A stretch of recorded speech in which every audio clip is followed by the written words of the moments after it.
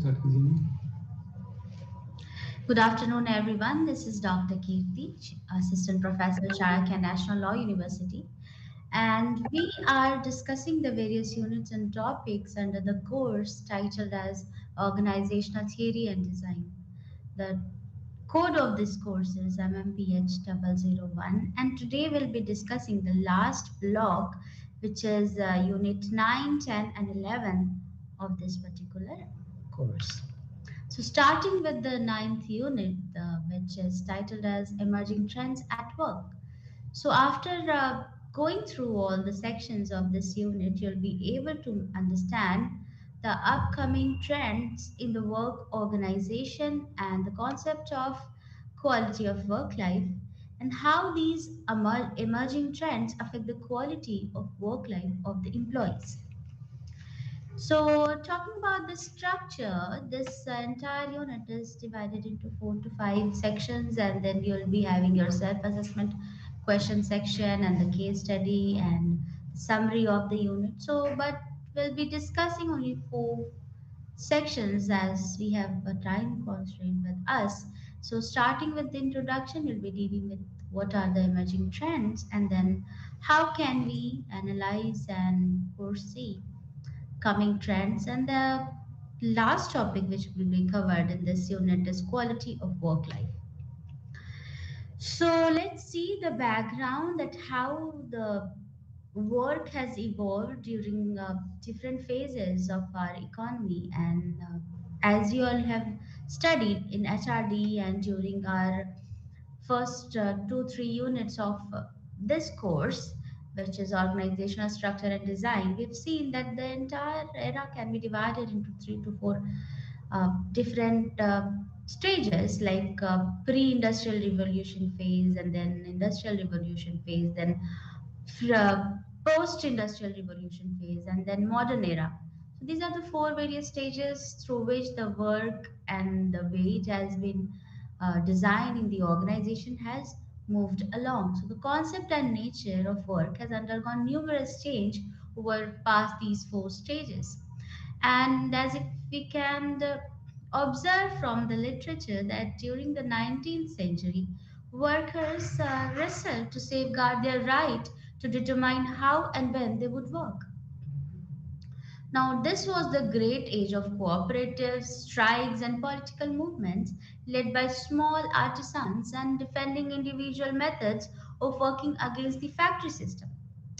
Now, as the 20th century progressed, workers were gradually trapped within the formal economy of jobs and factories, and they tussled continuously to control the amount of labor they would have to give to the system in order to survive.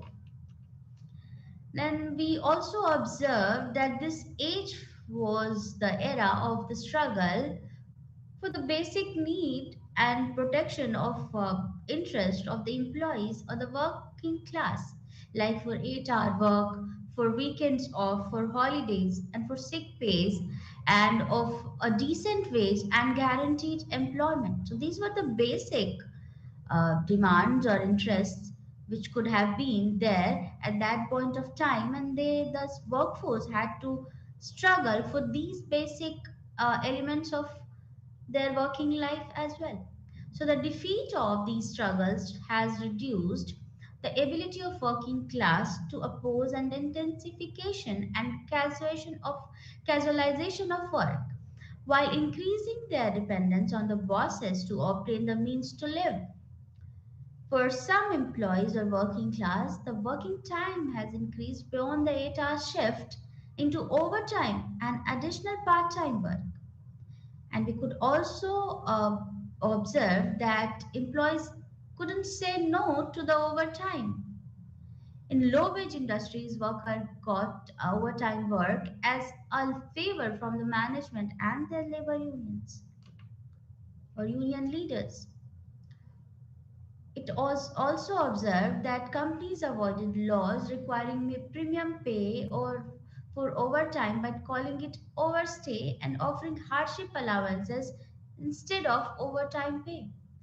Additionally, there has been a huge change from a long term employment with its often better pay and conditions to subcontracting and self employment.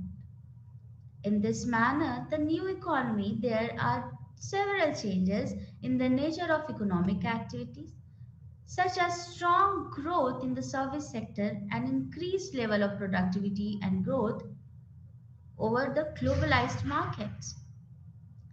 So now we see that the work in new economy is deemed to be different to work in the old economic era. And because the spreading of information and communication technology, which is popularly abbreviated as ICT, has changed the way in which firms do business today and create value or add value to the society. Now, ICT has augmented the flexibility of capital goods, making capital investment more productive and encouraging firms to substitute capital for labor. Now, the trend contributes to the globalization of market has changed and the nature of work and its ramification for quality of work life of people has also evolved. Now, what can be seen as the emerging trends in the organization? The pressure of competitiveness due to globalization and prioritization has resulted in many far reaching changes in the workplace. Now, companies are designing their work system around the following four props, which is virtual organizations, flexible and adaptive workforce, contingent pay, and democratic governance at the workplace, keeping people engaged in the work of the organization and making them realize that they contribute to the mission of the organization and is a key challenge. Now, in the next slide, there's a table which provides us the insight into the shift depending upon whether a company is engaged in traditional or agricultural or manufacturing or information technology and how it's leveraging the manufacturing and servicing sector. And this is the table which in which the last slide we have talked about, and it shows how the shift has been taking place. So, if we take for example the wealth aspect of the overall three different approaches or realm of work, then traditional agriculture was based upon land. An early or industrialization era was revolving around money or wealth, and then the post-industrialization service high-tech era realm of work, we see mind and information are the most important aspects. Okay, so this is the specific table through which we can see how this emerging trend can be observed and understood. Now, emerging trends and what are they? Let's see. First one is job insecurity and work intensification. As the work pattern has changed over the past decades, job insecurity has taken a toll in the minds of the employees. Now, thus, we see that there is a lot of unemployment, and people with high degrees and skills and competency are still struggling to be part of the employed workforce. And hence, as the jobs are few and the unemployment or is at a large pace, then there is a sense of job insecurity. Nobody knows that when they'll be getting fired from the organization. As we have seen the trend during the COVID, there were many organizations who went for retrenchment and cutting down the number of employees they would like to continue with. Then another challenge or trend in the work organization is work intensification. Now, a single employee knows that their workload has been increased with lots of tasks and duties which were not the part of their old job design. Then another trend we can see is flexibilization and casualization. Flexibilization is often presented as the creation of flexible working patterns, as we have talked about hybrid organizations and hybrid work mode. during our past sessions. So many employees have no objections to flexible hours and working, but it is imposition of flexibility that provokes so much of opposition in the minds of the employees. Interestingly and not surprisingly, both those with interesting jobs are greatly in favor of flexible working. For them, it means more time with their family members, more leisure time, and more quality time. So, at one hand, flexibilization has given employees the freedom to spend some time with their family. On the other hand, it also poses some challenges and it makes them claim to be able to work smarter and harder. Then, Mechad- McDonaldization of the entire work system. It is a system of producing goods and services in which the work process is broken into small parts and systematically analyzed, re engineered to maximize profit and minimize the wastage of resources. So, marginalization has led to a series of entirely independent, discrete, controllable actions and eliminating interdependent thought and creativity. So, employees become estranged from the process required to perform a series of meaningless tasks which they which they can view it as unnecessary in their job design. So, such alienation from the work produces depression, anger, and unthinking and uncaring rewardness from the other people at the workplace. Then another one is commodification of the work. Work used to be a purposeful and meaningful activity in the organizations. So, the emerging trend or the challenge in the work organization is commodification. There was a spirituality and contentment in working and cooperation to meet need of oneself and one's family and people. Now, people choose the work they did if they could, and they invest much of their personality and abilities in making the production of useful and better or meaningful things. Now, today, the supremacy of consumption on such a social good and conferred to social status on people as individual had made the product far more important than the producer. So everything has been commodification or commodified. So work has died away to have a personal value for those who sweat. And in cases it does not have a social value to the society, and it might employees might think like that. Then another issue or emerging trend in work organization is rescheduling work arrangements. Alternative ways to scheduling the days and hours of work are increasingly common today. These arrangements reshape the traditional schedule, such as the 40-hour work or 8 to 5 day, in ways that better to accommodate individual needs. These arrangements, yes, help employees balance their work with their non work responsibilities and activities and are among the innovations commonly found at family friendly employees or employers. Then it was found that what can be the underlying trends that will shape the workplace volatility during 2022 and the coming years.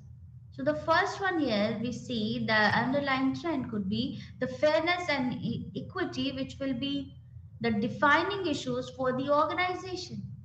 Though the work has become remote and the organizations are not sure whether to allow employees to work from home or come to the locations, if the work is flexible, then what should be the compensation to be paid to the employees is of a uh, of a great emphasis now. So the organization will have to address how to manage fairness and equity across the various levels in the organizations where employees are being posted. Then to compete in the war for knowledge, worker talent, and some companies will shorten the work week rather than increasing the pay. So many of the organization are trying their best to retain those employees based on today's market scenarios. And though companies are able to retain the talent based on the compensation, other organizations may not be able to do so because of the constraints of their financial resources. Now, reducing the work hours employee need to work gives less liquidity to employers for a better chance to compete with the other organizations that offer higher overall compensation but don't offer reduced hours. So it can be a contrasting factor in the work environment. So ultimately, we're likely to see a handful of organizations adopt 32 work hour weeks with the same compensation as a new way to complete or compete for knowledge workers, which means the talented work pool. Then, third, a future trend can be employee turnover will continue to increase as hybrid and remote work become norm for knowledge workers. Now, today's workforce has, unfortunately, for many organizations, increasing flexibility will not slow the turnover in today's tight labor market. In fact, turnover will increase or for two reasons. And what are they? First, the social and emotional connection among co-workers is reduced because of this hybrid mode and flexibility in work, making the employees to quit their jobs as they are not able to cope up with the social pressure, as there is so much of isolation because of remote working, and they do not feel connected to the organization, and they feel often overburdened with untimely work calls and emails. And then the second factor or reason is that second, the pool of potential employees increases when hybrid and remote work becomes the norm. Then another future trend which we could see or foresee is that managerial tasks will be automated away. And this will create space for managers to build more human relationships with their employees because it is the need of the time as they are working in isolation and apart from the team where they should have been working. As most of the tasks automated, it helps managers to focus on building relationships with their employees. This will help in slow attrition, thereby empowering the managers and helping the employees in and reducing the overall turnover rate. Then another future trend can be the tools that we use to work remotely will become the tools that measure and improve the performances as well. So, because of the remote working, meetings were held virtually and making the employees to focus on the issues without getting distracted on other aspects of work. So, thereby the qualities of meeting were also observed that it were better. If you see the one side of the coin when it comes to hybrid work mode, then another issue is the complexity of managing a hybrid workforce will drive some employers to require a return to the office. The organizations though encourage remote working nowadays, and we can see the trend ongoing in 2023 as well, as there has been a lot of talk about the spreading COVID-19 again. So the organization, though encourage remote working, they also expect the employees to return to the office, and this may result in managing the challenges which can result in turnover rates as well. So once there is a side which or aspect of these future trends that this could lead to a better workforce, on the other side it also possesses some challenges for the managers on one hand to curb the urge to work on a remote basis, on the other hand to reduce the turnover rate as well. Lastly, the wellness will become the newest metric that companies use to understand their employees. Taking care of wellness of the employees should be the focus of the companies, which is presently very complex when employees are working afar and at a remote location. Then we see the another trend which has emerged through the past few years is quality of work life. We talk about work life balance and we talk about quality of work life. Here, the term work life balance or quality of work life has different meaning for different people. Some consider it industrial democracy or co-determination with increased employee participation in the decision making process. Another class of the organization thinks that particularly managers and administrators, the term denotes improvement in the psychology aspect of work to improve productivity. Now, another class, which is union and workers, interpret work quality work life as more equitable sharing of profits, job security, and health and human working conditions.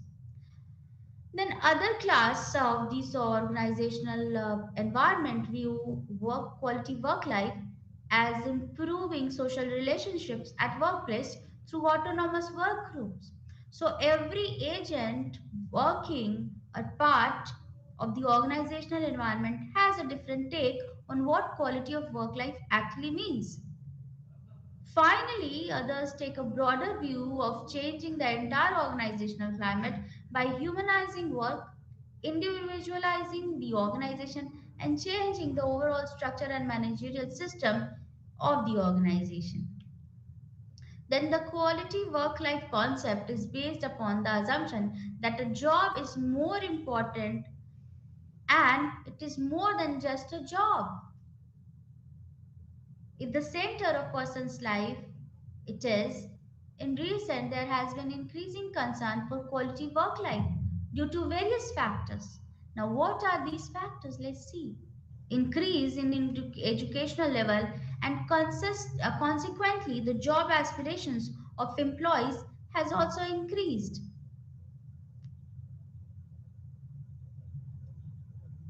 Then association of workers had also increased and this has led to the increasing concern for providing them the quality work life. Now significance of human resource management has also increased and enhanced and thus it has led to the concern of quality work life being given to the employees. Now widespread of industrial unrest in the unorganized sector as well as to an extent to the of the organized sector, the demand for quality work life has also increased.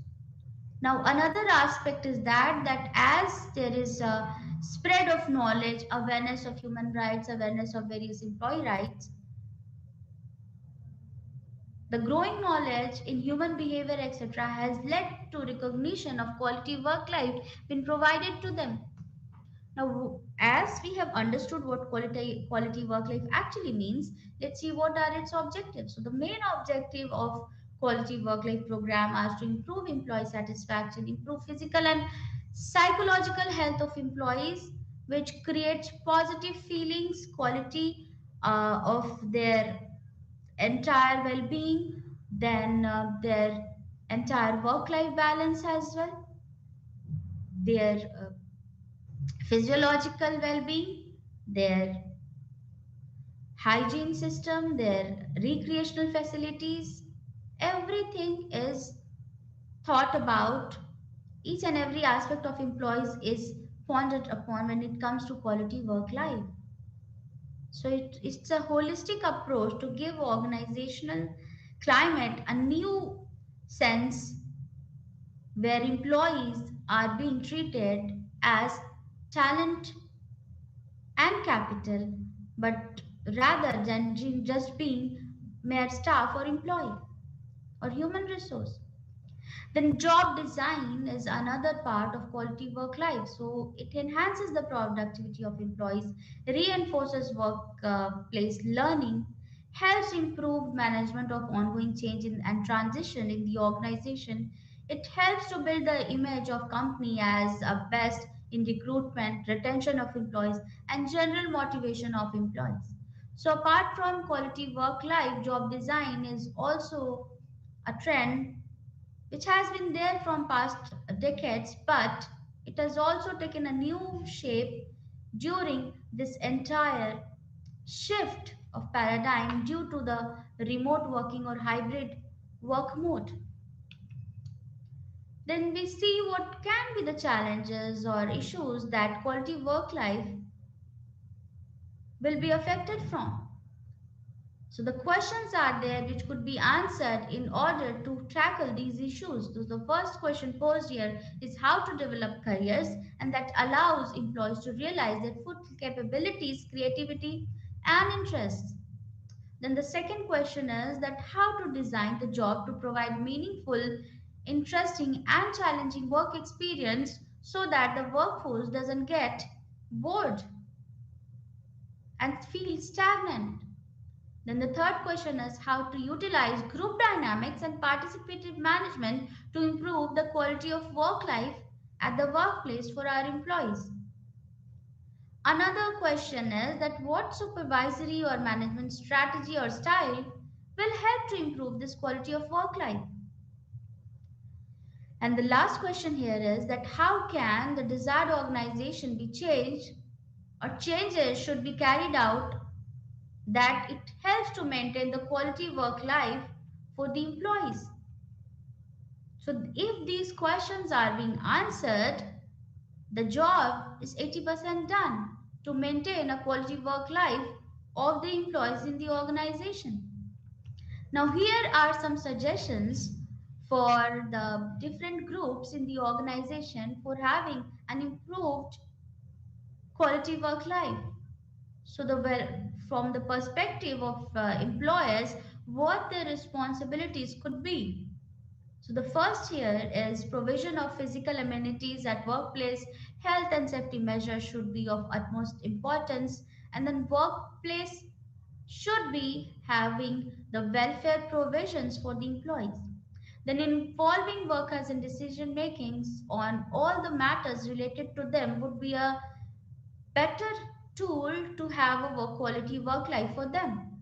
Then instilling or initiating suitable forms of work design, formalization of quality work life experiences for future use as well, a re-examination of policies of work and what are the procedure and different code of conducts are there is also a responsibility for employers to have a quality work life at the best level. Then developing an appreciation of changing environment should also be there so that the employees could feel a sense of belongingness with the organization and should accept the change coming from the external environment. So the next perspective is through the union or workers and what responsibilities they could have for a better quality work life. So educating and making workers aware about the quality work life is one of the challenges and responsibility of union and the union leaders. Then search areas for collaboration with management can also be done for improved quality work life. Then identifying various ways and means to satisfy the workers' needs through more non-monetary or monetary alternatives is another responsibility that could be taken by unions and their leaders for maintaining a quality work life in the organization. Another two objectives or responsibilities can be to organize labor in the unorganized sectors as well and especially make them aware about the quality work life, which can be a challenge because it is an unorganized sector. And awareness is at a very low rate in that sector. Another responsibility is to encourage employees to participate in quality work life activities if it is being designed by the organization, by the employers, or the management side. Then, responsibility of professional organizations, what they can be to improve the work life balance or quality of work life. So, organize workshops and seminars to bring out the greater awareness of quality work life and what it can be, what it means, how it can be improved. Then initiate a specific research project in this field and have a various studies focused towards improvement of quality work life and check the level that exist in the organization. Then provide professional assistance to organization to help generate internal competences and thus contributes toward the improvement of quality work life for the employees. Developing a state of art profile on quality work life in the organization is another responsibility from the part of professional organizations. Then developing special programs for various classes of workers is also a responsibility. Apart from developing a network of collaboration, collection, storage, and dissemination of the information and spreading awareness on quality work life. Then responsibility from the part of the government, legislation, standard, and norms in newer areas should be there to focus on the quality work life at the workplace. Then change in the policy to provide greater autonomy to experiment with quality work life. Execution action of to ensure implementation of legislated facilities. Encourage and adopt of appropriate technology for advancement of workforce and their quality of work life. Then finding projects on quality work life and sanctioning them so that the studies could be done and suggestions should be given to the organization who are in dire need and suitably modifying the structure and scope of education in the country is also a measure that could be taken by the government for an improved quality of work life for the employees. Some of the techniques used to improve quality of work life on an average worker in India are job redesigning. We have already discussed these terms during our human resource development classes. The videos are available on YouTube, which you can view it afterwards. And the term here are job redesigning, career development, autonomous work groups, flexible work schedules, participative management, job security, administrative justice. So these are the various aspects or tools or instruments which can be used by the various agents of the organization to have an improved quality work life for the average workers in the organization. So here we come to the end of Unit 9 and we'll be starting with Unit 10, which is role of organizational culture in overall organizational structure and design. So what is actually a culture is and how it functions for the organization will be studying in this particular unit. And by the end of this unit, you'll be able to understand the homogeneity and heterogeneity in the work organization culture and understand the transfer of mechanization mechanisms to perpetuate this organizational culture and what can be the relationship between the design and the culture of the organization will be understood throughout this particular unit, which is unit 10. So this is the various these are the various sections in this particular unit and the structure is laid in front of in front of you. So first we'll be discussing the background on introduction, then concept of organizational culture, continuing with the uniformity and transformation, and then we'll be discussing how design and culture are interlinked. So, starting with the background in earlier units, we have understood the theoretical framework and fundamentals of overall organizational design, structure, their type, their feature, how they are affected, what are the various elements which play a different role in designing and redesigning the organizational structure and at its various stages. Then to grasp the internal dynamics on the organization, a discussion of organizational culture is very essential. So what organizational culture actually means? It is a set of shared assumptions, value, beliefs, and practices that help employees to understand their organization and learn the acceptable ways to behave. It also represents those unwritten and intangible parts of the organization which are largely go unnoticed. So the power of organizational culture becomes visible only when the managers try to implement new strategies, various policies, and which go against the basic cultural norms of their organization. So you can see or observe when there is a change, in the cultural norms, then only the organizational culture will be felt in a prominent way. Then it resembles an iceberg and can operate at two levels. We know that iceberg is viewed in such a way that we only view up to perfect, and the larger part of that iceberg is always submerged under the water. So the surface are visible and practices and the observable behavioral patterns. These include the way people dress, act within the company, the power structure in the company, various stories and ceremonies which are there in the organizational climate, and traditions that are upheld by an organization and its members. Now, these surface practices are in turn a reflection of the underlying assumptions, which are the larger part of the iceberg, which is submerged under the water. And it relies upon the value system, the belief of the organization and its members, which are largely invisible. And they constitute a bulk of the cultural practices that an organization has. Hence, a marked change in visible practices without a corresponding change in the deeper values that drive such practices make cultural change untenable and in the long run. Then organizational culture therefore provides employees with an identity and generates a commitment in them to believe and value that are larger than themselves. So people always keep their culture, norms, beliefs, values above them, and they act accordingly as per the culture.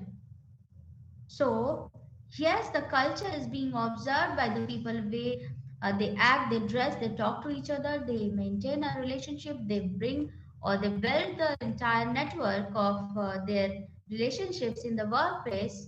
What underlies is the overall norm, belief, values, moral system which shapes up the upper tip of the iceberg and which is only visible.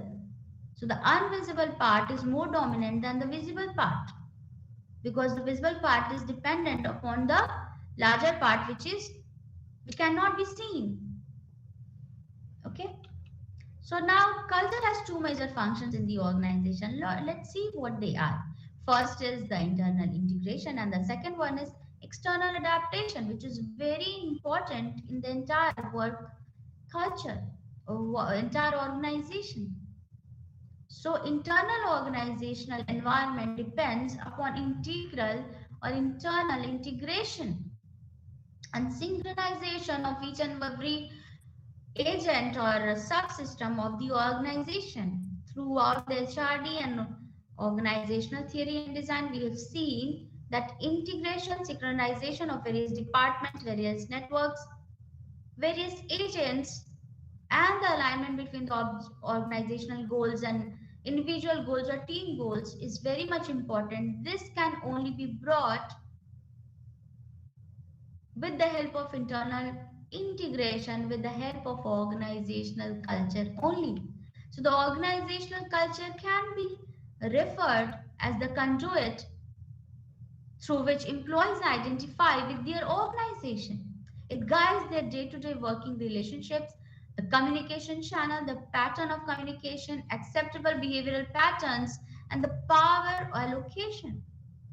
Then culture can also help employees to take contextual decisions in the absence of written rules and policies because their moral, ethics, beliefs, norms are the ones who are guiding their everyday exhibited behavior. So, if there are not contextual decisions to be taken on the basis of certain rules and policies, but they are not in written form, the culture would be the one guiding force acting there. So, it's very important as it shapes up the entire internal organizational environment and thus acts as an internal integration force, which is very much important for the organizational development and learning process. Then the second function of the organizational culture is external adaptation. We all know that the environment is volatile and dynamic in nature, and the change is only constant when we're talking about every factor or variable acting in the business environment. So the organizations can only survive when they adapt to those changes. So culture helps the organization meets its goal and guides dealing with the external stakeholders. It can help organization respond to the customer needs or competitive strategies. Thus, both functions of culture help build organization social capital by building positive and or negative relationships within and outside the organization and to adapt to various changes and patterns from the external environment. So, the uniformity of organizational culture is of utmost importance, and the functions could be done by the culture when there is uniformity, when there is homogeneity. So, through the manifold definitions of organizational culture, it is understood that culture represents a common perception held by the organizational members. So, this common perception, however, does not deny the existence of subcultures in the organization. Like if there is an office in Delhi and people are coming from different backgrounds or different regions of the country, they'll all be having their own culture and they're bringing it on the table. So, this makes the organizational culture a very diversified one. So, this common perception, however, does not deny the existence of subcultures, and a dominant culture embodies the core values of the organization. So, one when refers to the organizational culture, they identify with the dominant culture of their organization, where they play the part of the employee. It is a macro view of organization that provides its distinctive identity and makes it a unique one, gives it the personality, gives it the uniqueness to stand out in the market. Then subcultures too are in evidence in the large organizations and are of two types. Vertical subcultures, which are when one product division, department, vertical or geographical division has a unique culture from other division of the same organization, and these are very commonly found in the organization as departmental